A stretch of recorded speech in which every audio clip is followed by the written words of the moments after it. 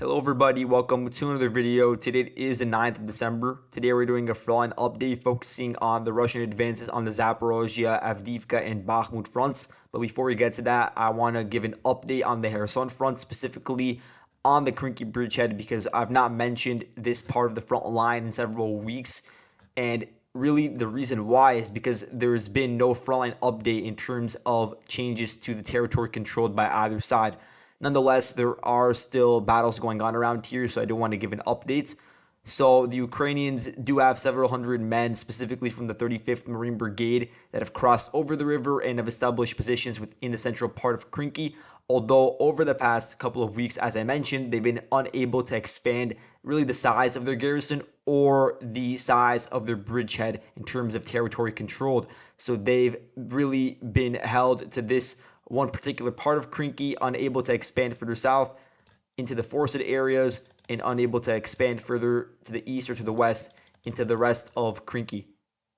So there are two reasons for the lack of Ukrainian gains over the past couple of weeks. First of all, when the Ukrainians initially crossed over the river and established their bridgehead, the Russians really did not have many resources within Krynky. That several companies, I believe, that were defending, and it was very lightly defended, not well-equipped forces.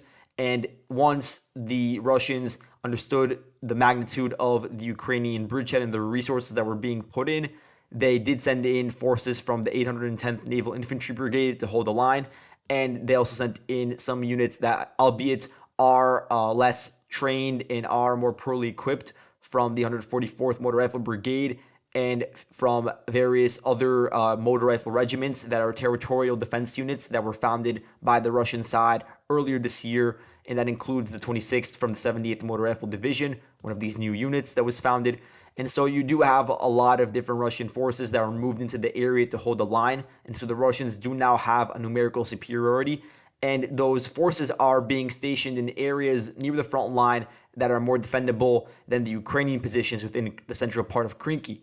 Because if you compare the Ukrainian positions over here, they're either in the low-lying elevated areas of the floodplains right next to the Dnieper River in these forested areas, or they're located within Krynky itself. And within Krynky, again, as we talked about previously, it is on rather low elevation compared to the Russian firing positions from the rear. But also a lot of the houses that the Ukrainians would sleep in and just be stationed in for firing positions, they are severely damaged due to the vast amount of Russian firepower. And by comparison, of course, you do have a lot of damage to the Russian positions in the western and eastern parts of Krynky going into Korsunka, but not nearly to the same extent. And then that leads into the second point, which is the Russian firepower, which the Russians do have a superiority in artillery in this region.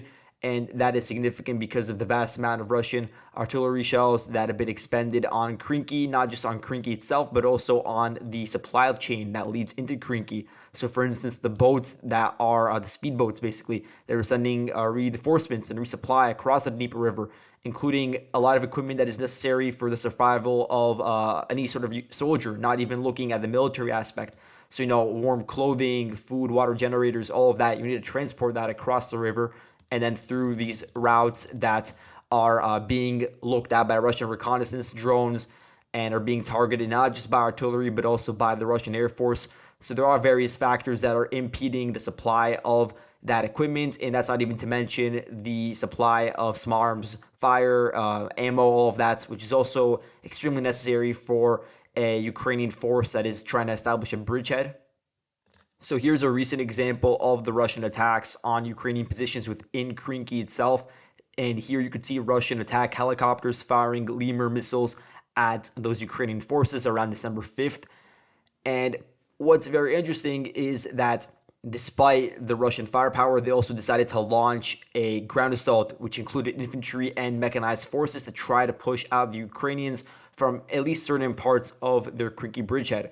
And so this occurred, I believe, starting 2 days ago. There was a Russian garrison which was basically concentrated in the western parts of Krynky, and they advanced along a singular road, this road over here where I have this attack vector pointing, and they made their way to the line of contact towards where the Ukrainian positions are located. They were spotted by the Birds of Magyar FPV drone group, And they, first of all, notified the Ukrainian artillery, which is operating across the Dnieper River on the Ukrainian-controlled side.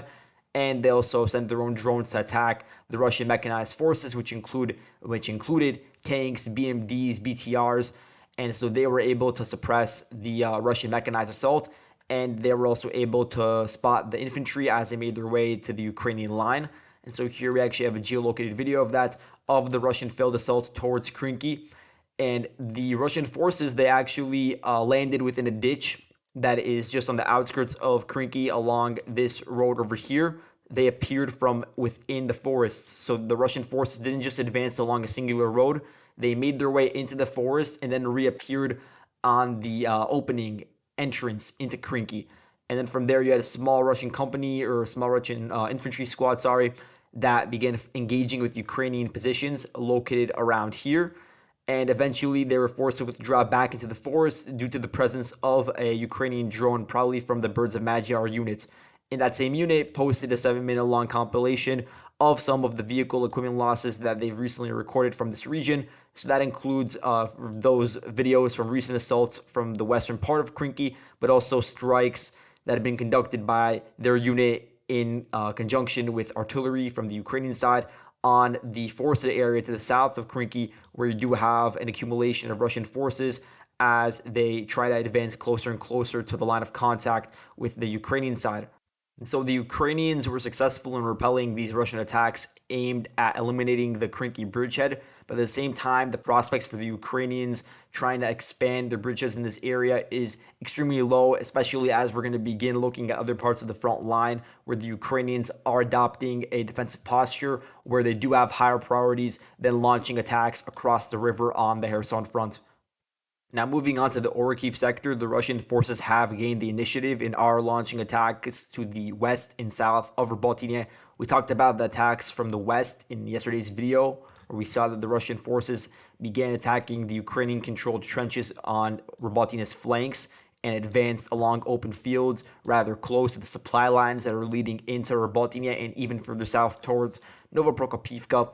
And now we have additional confirmation via Ukrainian sources and video footage, which confirms a Russian advance to the south of Robotyne, which took back a certain portion of a key fortification that was built by the Russian side and taken over by the Ukrainians during their summer counteroffensive.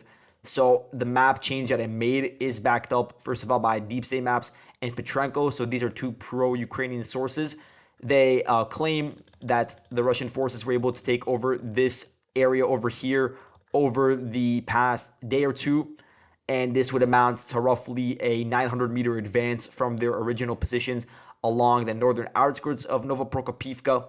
And this is very interesting because in my last video, I was talking about how the Ukrainians were able to send forces along this tree line over here, pretty close to Novoprokopivka's outskirts. But there is a lot of lag and delay in the release of some of these videos. So this may have been an older video because now it's being acknowledged by basically every single source and by video footage that I've marked over here. And the Russian forces were able to advance along this specific tree line over here.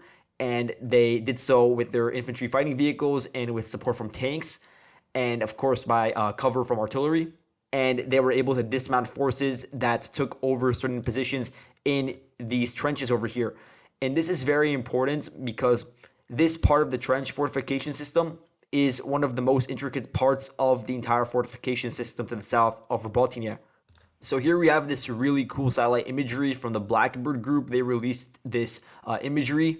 And what you could see is the area that the Russians took over the past day or two is the area over here that I'm marking in red. And this is what's been acknowledged by the sources in the geolocated footage. You could see that this part of the trench fortification system, which is located on a height that overlooks Robotyne and Novoprokopivka. So in that regard, it is important because it gives you a local domination and gives you firing points that are close to the line of contact. And for the Ukrainian side, it was important because it gave them an opportunity to attack further south towards Novoprokopivka. With the Russian control of this section over here and potential control even further east, if they launch attacks towards this part of the trench line over here, it would be impossible for the Ukrainians to advance further south of Robotyne. So just looking at the part that Russia did take over already, it includes areas where you could have accommodation for bunkers and storage of larger amounts of equipment. You also do have coverings on top of the trenches, which have camouflage and make it difficult for drones to spot whether there's actually a tunnel built over there or whether it's just an open field. And you can see the complexity of this trench in comparison to the areas to the east of it. But those areas are also important. They may have tunnel systems, although they're not very deep. But they do also have that coverage that I was talking about in terms of the camouflage through open fields. And you also have the cover from the bush lines located over here. So that's why the Russians built up these fortifications in the first place. They were supposed to be very difficult to overrun, but it seems like now the Russians have been able to overrun those same trench positions and could begin using it themselves, and also deny the Ukrainians opportunity to continue their offensive operations in the same region. Now, because these fortifications located on a height are so important to Ukraine's offensive activities towards Novoprokopivka, and also would give the Russian forces a clear line of sight into Robotyne and into the supply lines leading into that village, the Ukrainians, they did try to fight tooth and nail to prevent a Russian advance. And so you had a regrouping of the Ukrainian forces from the 33rd Mechanized Brigade and 65th Mechanized Brigade, and perhaps also from the 3rd Spartan Brigade, because they're the three units that are operating on this part of the front line. They reorganize their forces and send infantry fighting vehicles towards the line of contact in the open fields and tree lines located to the west of Robotyne, so you could see the clear vector of attack towards the Russian-controlled positions. But this was, of course, this attack, it was spotted by the Russian forces, specifically the forces from the 136th Motor Rifle Brigade, and they targeted the Ukrainian concentration of equipment and vehicles with artillery. And eventually, after the battle, they were able to repel that specific Ukrainian assault, as can be seen within this footage over here. And as a result, the Russian forces do still hold on to their confirmed gains. A bit further to the east, this is something that occurred on December 4th, but I didn't mention it. I just skimmed over it, but this is also a part of the Orkiv sector to the north of Verbove. There was a minor Russian advance, as was admitted by Deep State's mapping, which shows the Russian forces advancing a couple hundred meters through these fields to the north of the Surovikin line. On the Avdiivka Front, I don't have many updates. It's just there's a general theme of the Russian forces trying to target Ukrainian defensive positions, and the Ukrainians trying to dig in at certain key points near the front line. Just as a microcosm of that, here you have the forested area to the north of the Promka Industrial District. This is a part of the front line that the Ukrainians have refused to withdraw from. And so we could see, based on the video footage which I have linked on the map, the Ukrainian forces are still setting up defensive positions in this area, even though a lot of the foliage from these trees is gone. So it is much easier for Russian drones to spot those Ukrainian forces. And that can be seen in this video over here, where you do see Russians shelling those Ukrainians that are rather close to the front line. But either way, they're still opting to hold on to this area to prevent deeper Russian advances on Avdiivka's flanks. Now, on the northern outskirts of Avdiivka, the Russian forces have generally increased pressure over the past few days. We talked about how Russian infantry is trying to set up positions within the northern dachas. And now we have confirmation based on geolocated footage that the Russian forces have a presence within this water filtration plant. And this is following a fierce back and forth with Ukrainian forces from the 2nd Mechanized Battalion of the Presidential Brigade, which is one of the Ukrainian units defending in this region. They posted drone footage showing the dead Russian soldiers that are located within this treatment facility. So there certainly were Russian casualties, but it does appear that now the Russian forces have a presence over here. And I don't have the link over here right now, but I will add it in once the video is over.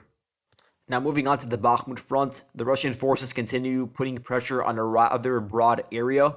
Starting off with the area to the west of Krymove, there are reports from Petrenko, for instance, and various other pro-Russian, pro-Ukrainian sources of a push westwards towards this car racing track. And this entire racing track area is important because the Ukrainians have built fortifications over the course of several months along this specific area and around it. You could see, based on the black lines, that's where some of the Ukrainian trenches are located. Although this is not exhaustive, there's also a lot of Ukrainian defenses located within this blue square over here. And so the Russian forces are trying to fire upon those areas and advance through them, specifically around the car racing track, using their newly acquired positions within Krymove. And then to the north, there's also Russian pressure on the Valyanovsky nursery, which we talked about several days ago with reports from the pro-Russian side that they were able to fully take it over. Now the Ukrainian sources are claiming that the Russians are pushing through this area, so it is indicative that hostilities are still ongoing in this area. And this area that I'm referring to includes several houses. There's an agricultural facility, there's bush lines, and so that's all within this red rectangle over here. And this is one of the last Ukrainian forward defense nodes before reaching the actual trench fortification system, which is commonly referred to as the Popivska defenses. And so this entire Popivska area, which the Ukrainians have built up since the Battle of Bakhmut, is located really in and around the 0506 road leading into Bakhmut through Kromove. In this area, as we talked about in previous videos, is located on higher ground versus the surrounding areas, versus the Ukrainian positions to the south towards Ivanivske, like over here, but also overlooking Russian positions to the northeast and toward the east directly around where Bakhmut is located. So these do give the Ukrainians a local advantage, and that's a part of why the Russians want to dislodge this forward Ukrainian defensive node, which is extremely strong, as you do have a large infantry component located within those trenches that is resisting the Russian advances. Now, a lot of the Russian focus is targeted towards this village called Rozdolivka. We have not seen a direct assault on the village yet, but now we have pro-Ukrainian sources claiming that the Russians advanced on the northeastern outskirts of that particular village. And in this video, you can see the heavy MLRS fire targeted at the Ukrainian positions within the houses in Rozdolivka. And not just there, but also in the heights surrounding it. So I want to show this other video, which I think gives a better view of not just the valley of Rozdolivka, because the houses within the village are located on a valley, as you can see. And I'll mark the valley in yellow like this. But also on the heights, there's also Russian targeting of the Ukrainian forces located on those heights. And you can see that with this blue marker over here. These are the Ukrainian positions on ridges that are located in forested areas and in tree lines. And that's a big part of Ukraine's defense of Rozdolivka. They are still trying to put a large garrison on the flanks in order to prevent the Russians from going in directly, because going in directly while your enemy has high ground located on both sides would be extremely dangerous if the Ukrainian forces could set up firing positions within those ridges. And so we're seeing a Russian advance through one of the ridges that is overlooking Rozdolivka. Specifically, this ridge over here, located to the southeast of Rozdolivka, there is a Russian attempt at advancing through this region, perhaps in an effort to get firing points that overlook Rozdolivka before actually going into that village and clearing it out. But for now, the Ukrainian infantry does still have a presence on this southeastern ridge. So it is a Russian priority to, first of all, shell those forces. There's some geolocated footage of shelling Ukrainian forces in this region and then trying to take it over directly. And finally, we're going to talk about a Russian advance that came as a bit of a surprise to me in the area to the south of Rozdolivka. So this was reported by Deep State originally, and the full extent of Russia's gains reported by them are constituted within this polygon over here. So what you'd see is that originally the Ukrainian forces had forward positions in the valley that is headed towards Yakovlivka. Basically, the entire area spanning from Yakovlivka to Vesele to Rozdolivka is located on a valley. So on a local level, basically, near the front line, neither side has a height advantage, but further south of Yakovlivka, for instance, the Russian forces do have a height advantage that is overlooking the general battlefield facing north towards places like Rozdolivka and Vesele. And in a later video, I'll look at the topographic map regarding that. But for now, what you need to know is that during the spring, the Ukrainian forces launched an attack with their infantry from the 10th Mountain Assault Brigade to take positions near Yakovlivka. They were successful in not reaching Yakovlivka, but reaching its outskirts. And since then, the front line has really just stayed at a stalemate. But it appears that over the past couple of days, the Russian forces have completely reversed those gains by the Ukrainian side and have now reverted back to the original front line along this specific red line, which means they advanced through open fields and reached this pond area over here. And now it appears that they're trying to create a wedge between the Ukrainian forces in Rozdolivka and Vesele. And specifically in Vesele, the situation is pretty difficult because you do have Russian pressure from the south, but also you are getting enveloped from the eastern side because there is also a Russian presence near this rail line just to the west of Berestove and Nahirny. And so that's really all I have in terms of reporting on the front line. Thank you guys so much for watching, and I'll see you guys in the next video. Goodbye.